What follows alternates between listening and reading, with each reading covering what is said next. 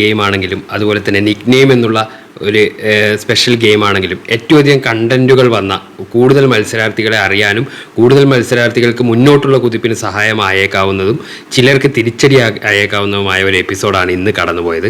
അപ്പോൾ തുടക്കത്തിൽ തന്നെ ഇന്ന് ദിവസം സ്റ്റാർട്ട് ചെയ്യുമ്പോൾ തന്നെ നമ്മുടെ ക്യാപ്റ്റനായ അനീഷിലൂടെയാണ് ഇന്നത്തെ ദിവസം തന്നെ ആദ്യമേ തന്നെ സ്റ്റാർട്ട് ചെയ്തത്. അദ്ദേഹം അവിടെ നമ്മുടെ ലിവിങ് റൂമിൽ വന്ന് എല്ലാവരോടുമായിട്ട് നമ്മുടെ ഇന്നത്തെ ടാസ്കിനെ കുറിച്ച് പറയുന്ന ഒരു സംഭവമാണ്. അതായത് നമ്മുടെ ഗാർഡൻ ഏരിയയിലേക്ക് വന്നിട്ട് ഗാർഡൻ ഏരിയയിൽ വെച്ച് ഓരോരാൾക്കും ഇഷ്ടമുള്ള ഒരാൾക്കും ഇഷ്ടമില്ലാത്ത ഒരാൾക്കും അവരെ അടുത്തേക്ക് വിളിച്ചിട്ട് അവർക്ക് വേണ്ട നിക് നെയിം, അവർക്ക് ഇഷ്ടപ്പെടാത്തവർക്കുള്ള ഒരു പേര്, ഇഷ്ടപ്പെട്ട ഇതുവരെയുള്ള ഹൗസിനകത്ത് ഇഷ്ടപ്പെട്ട ഒരാൾക്കുള്ള പേര്, അങ്ങനെ കൊടുക്കുന്ന ആ ടാസ്കിനിടയിലാണ് ഈ സീസണിൽ തന്നെ ആദ്യമേ തന്നെ ഏറ്റവും അധികം ചർച്ചാ വിഷയമാക്കുന്ന ഒരു പരാമർശം അക്ബർ ഖാൻ്റെ ഭാഗത്ത് നിന്നുണ്ടായത്. അക്ബർ ഖാൻ ഏറ്റവും ഇഷ്ടപ്പെടാത്ത ആളായ രേണു സുധിയെ സെപ്റ്റിക് ടാങ്ക് എന്നാണ് വിളിച്ച് ഇതാക്കിയത്, അഭിസംബോധന ചെയ്തത്. അതുപോലെ ഇഷ്ടമുള്ള ആൾക്കാരെ അപ്പാനി ശരത്തിനെ ആണെങ്കിലും അതുപോലെ തന്നെ അനുമോളെ, പാവക്കുട്ടി, അതുപോലെ തന്നെ രഞ്ജിത്ത്, നൂറ ആദിലയെ, പൂമ്പാറ്റ, അങ്ങനെ പല പേരുകൾ വിളിച്ചെങ്കിലും ഈ ഒരു പേര് നിക് നെയിം ഇട്ടത്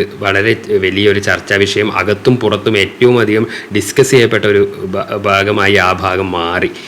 പക്ഷെ തിരിച്ച് അക്ബർ ഖാനെ അഭിസംബോധന ചെയ്ത് വേട്ടപ്പട്ടി എന്നാണ്. ഏത് സമയത്ത് കണ്ടാലും എന്നെ കടിച്ചു കീറാൻ വരുന്നത് പോലെയുള്ളതുകൊണ്ട് വേട്ടപ്പട്ടി എന്ന് പറഞ്ഞ് ആണ് രേണു സുധി അക്ബർ ഖാനെ അഭിസംബോധന ചെയ്തത്. അങ്ങനെ ഏറ്റവും അധികം ആൾക്കാർ ഇഷ്ടമില്ല എന്ന് പറഞ്ഞത് ഇപ്പോൾ നമ്മുടെ ക്യാപ്റ്റനായ അനീഷിനെ തന്നെയാണ്. അനീഷ് ശരിക്കും പറഞ്ഞാൽ പല സീസണുകളും കണ്ടുമറന്ന ഒരു സ്ട്രാറ്റജിയാണ്. അതായത് ആദ്യം തന്നെ തൻ്റെ നെയിം അങ്ങ് സ്ഥാപിക്കുക. അത് ഏത് വിധേനയായാലും നെഗറ്റീവ് ആണെങ്കിലും ഇപ്പോൾ തന്നെ നമ്മുടെ കമൻറ്റ് സെക്ഷനിലുള്ള പല സ്ഥലത്തുകളായി കണ്ടു തുടങ്ങിയിട്ടുണ്ട് അനീഷാണ് റിയൽ ഗെയിമർ എന്നുള്ളത്. ആ ഗെയിം എന്താണെന്ന് അത് തന്നെയാണ് പ്രേക്ഷകരെടുത്ത് അദ്ദേഹം പയറ്റിയത്.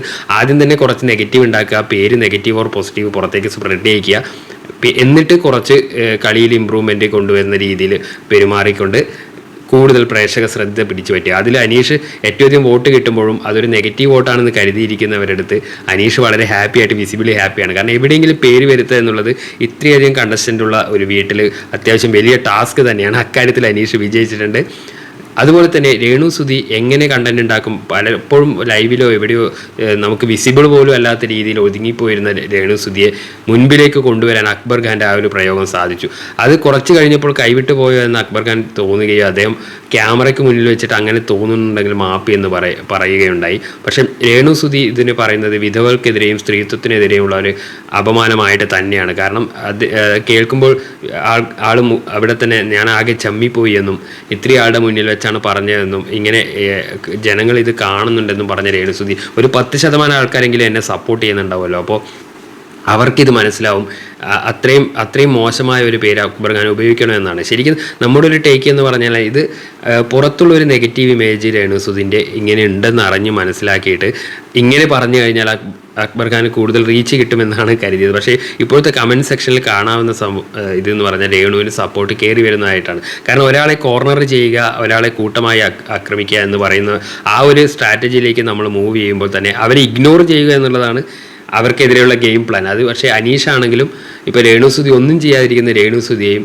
മുഖ്യധാരയിലേക്ക് എത്തിച്ചു. അതുപോലെ തന്നെ കഴിഞ്ഞ ദിവസം നമ്മൾ പറഞ്ഞു ജിസേലിനെ, അതുപോലെ അടങ്ങിയിരിക്കുന്ന ജിസേലിനെ മുഖ്യധാരയിൽ കൊണ്ടുവരാൻ വേണ്ടിയിട്ട് ശരത്തിൻ്റെ. പക്ഷേ അവരും ഗെയിമിലേക്ക് കൂടുതൽ ആൾക്കാരെ ഇൻവോൾവ് ചെയ്യാൻ അവരറിഞ്ഞോ അറിയാതെയോ ചെയ്തത് ഒരു നല്ല കാര്യം തന്നെയാണ്. കൂടുതൽ ആക്റ്റീവ് പ്ലെയേഴ്സ് ഉണ്ടാകുമ്പോഴാണ് ഗെയിം കൂടുതൽ ഇൻട്രസ്റ്റിംഗ് ആവുന്നത്. അതിനുശേഷമാണ് നമ്മുടെ വീക്കിലി ടാസ്കിനുള്ള അനൗൺസ്മെൻറ്റ് വരുന്നത്. വീക്കിലി ടാസ്ക് എന്ന് പറയുന്നത് കോയിൻ ടാസ്ക്കാണ്. അത് ഗാർഡൻ ഏരിയയിൽ വെച്ചിരിക്കുന്ന coin task red, black, gold, ഈ 3 കോയിനുകൾക്കും അതിൻ്റേതായ പ്രത്യേകതകളുണ്ട്. അത് കളക്ട് ചെയ്യാൻ ഇവർ റൗണ്ടിൽ നിന്നിട്ട് അത് കളക്ട് ചെയ്യാന്നുള്ള ടാസ്ക്കാണ്. അപ്പോൾ ആദ്യത്തെ റൗണ്ടിൽ പലർക്കും കിട്ടുന്നില്ല, ചിലർക്ക് ഗോൾഡ് കിട്ടുന്നുണ്ട്, റെഡ് കിട്ടുന്നുണ്ട്. ഗോൾഡ് കിട്ടിയത് അക്ബർ ഖാനായിരുന്നു. അക്ബർ ഖാൻ ഒരു സ്പെഷ്യൽ പവർ കൊടുക്കുകയാണ് അടുത്ത ആഴ്ചയിലേക്ക് ഒരാളെ നോമിനേറ്റ് ചെയ്യാനുള്ളത്. പക്ഷേ അതിനൊരു കണ്ടീഷനുണ്ട്. ആ കണ്ടീഷൻ എന്ന് പറയുന്നത് അടുത്ത റൗണ്ടിൽ അക്ബർ ഖാനെ ഏൽപ്പിക്കുന്ന ഒരാൾ ഈ വീണ്ടും ഗോൾഡ് കോയിൻ കൊണ്ടുവന്നാൽ മാത്രമേ ആ പവർ കിട്ടുള്ളൂ. അത് ആര്യനെ ഏൽപ്പിക്കണം. ആര്യൻ്റെ ഫിസിക്കും അദ്ദേഹത്തിൻ്റെ ചുറുചുറുക്കും കണ്ടിട്ടാണ് ഏൽപ്പിക്കുന്നതെന്ന് പറയുന്നു. പക്ഷേ ബ്ലാക്ക് കിട്ടുന്ന ആൾക്ക് കാത്തിരുന്നത് നമ്മുടെ ഏരിൻ്റെ പണിയാണ്. ബ്ലാക്ക് കിട്ടിയത് ആദ്യ റൗണ്ടിൽ കിട്ടിയത് ക്യാപ്റ്റനും അതുപോലെ തന്നെ റനയ്ക്കും അതുപോലെ തന്നെ അഭിലാഷനുമായിരുന്നു. അപ്പോൾ ഇവർ കണ്ണ് കെട്ടണം, വായ മൂടണം, അതുപോലെ തന്നെ പ്രോപ്പർട്ടി എന്ന് പറയുന്നത് ഒരു ഉന്തുവണ്ടി പോലുള്ള അതിനകത്ത് ഒരാൾ ഇരിക്കണം. ഫുൾ ടാസ്ക് കഴിയുന്നത് വരെ നടക്കാൻ പാടില്ല. അങ്ങനെ അവർ അവസാനം ആ ഒരു തീരുമാനത്തിലേക്ക് എത്തുകയാണ്. തീരുമാനത്തിലേക്ക് എത്തുമ്പോൾ കണ്ണ് കെട്ടിയിട്ട് ക്യാപ്റ്റനായ അനീഷും വായ കെട്ടിയിട്ട് റെനയും അഭിലാഷിനെ വണ്ടിയിലിരുത്തി അവർ റൗണ്ട് ആ ഹൗസിനകത്ത് റൗണ്ട് വെക്കണം എന്നുള്ളതായിരുന്നു അവർക്കുള്ള പണിഷ്മെൻറ്റ്. അതവർ ചെയ്തുകൊണ്ടിരിക്കുകയാണ്. ഇതിനിടയിൽ നെവിൻ നല്ല രസകരമായിട്ട് ഒരു എൻ്റർടൈനർ, നെവിൻ്റെ ട്രാക്ക് വേറെ തന്നെയാണ്. നെവിനും അടിക്കടി ഫാൻ ബേസ് കൂടി വരുന്നുണ്ട്. കാരണം അദ്ദേഹം വേറെ തന്നെ ഒരു ട്രാക്കിൽ തൻ്റേതായ എൻ്റർടൈൻമെൻറ്റ് കണ്ടൻറ്റ് കൊടുക്കാൻ വേണ്ടി അദ്ദേഹം ശ്രമിക്കുന്നുണ്ട്. അദ്ദേഹം ഇതിനകത്ത് കിട്ടിയ ഗോൾഡ് കോയിനൊക്കെ അതൊന്ന് മാറ്റി വേറൊരു സ്ഥലത്ത് മിസ്പ്ലേസ് ചെയ്യുന്നുണ്ട്. പലരുടെയും കോയിൻസ് അദ്ദേഹം രഹസ്യമായി എടുത്ത് മാറ്റി വെക്കുന്നുണ്ട്. അങ്ങനെയുള്ള ആ ഒരു കണ്ടന്റ് ബിഗ് ബോസ് വളരെ ഇതായിട്ട് എപ്പിസോഡിൽ അത് ഉൾക്കൊള്ളിക്കുകയും ചെയ്തിട്ടുണ്ട്. അപ്പോൾ അങ്ങനെ ഒരു ട്രാക്ക് നെവിൻ്റെ ഒരു എൻ്റർടൈൻമെൻറ്റ് ആർക്ക് ഒരു ട്രാക്ക് ഒരു വഴിയിലൂടെ അങ്ങനെ പോകുന്നുമുണ്ട്. അങ്ങനെ രണ്ടാമത്തെ റൗണ്ടിലേക്ക് വരുമ്പോഴാണ് ആര്യൻ ഈ ഒരു ഗോൾഡ് കോയിൻ ഏറ്റെടുക്കേണ്ട ആ ടാസ്കിൽ ആര്യൻ എടുക്കുകയും പക്ഷേ കയ്യിൽ നിന്നത് വഴുതിപ്പോയി ഷാനവാസ് അത് എടുക്കുകയും ചെയ്യുന്നു. അങ്ങനെ ആര്യനും അക്ബർ ഖാനും പേരായ പാർട്ട്ണറായ അക്ബർ ഖാനും ഒരു പണിഷ്മെൻറ്റ് കൊടുക്കുകയാണ്. അവരെ കൺഫെഷൻ റൂമിൽ വെച്ച് തമ്മിൽ ഒരാളെ നോമിനേറ്റ് ചെയ്യാൻ ആവശ്യപ്പെടുകയും അവസാനം ചർച്ചകൾക്കൊരു തീരുമാനമാവാതെ അക്ബർ ഖാൻ അത് സ്വയം ഏറ്റെടുത്ത് അടുത്ത പ്രാവശ്യത്തെ നോമിനേഷനിലേക്ക് പോവുകയും ചെയ്യുന്നു. അക്ബർ ഖാൻ ഈ ഒരു ഇന്നത്തെ ഒരു എപ്പിസോഡ് ഉണ്ടാക്കിയ നെഗറ്റീവ് ഇമേജ് വളരെ പ്രശ്നമാണ്. അത് അദ്ദേഹം സ്വയം നോമിനേഷനിലും പോയിരിക്കുകയാണ്.